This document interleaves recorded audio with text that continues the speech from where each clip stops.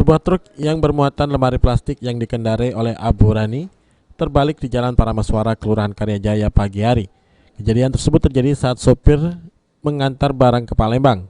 Saat melintas di tempat kejadian, sopir kehilangan kendali dan membanting setir ke arah kiri hingga menyebabkan truk terbalik.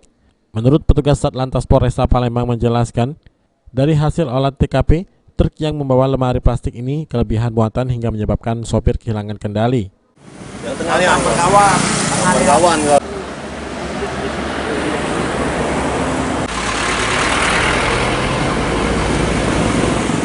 Masih baik. Dugaannya nggak sementara apa nih? Dugaannya informasi dari pengemudi, mobilnya oleng, dia banting setir, mungkin muatannya berlebih, jadi mobilnya langsung terbalik. Muatan apa ya? Muatannya lemari plastik.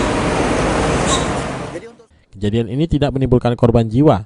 Truk dan sopir dibawa ke Polresta Palembang untuk dilakukan pemeriksaan. Abidin Riwanto, PAL TV.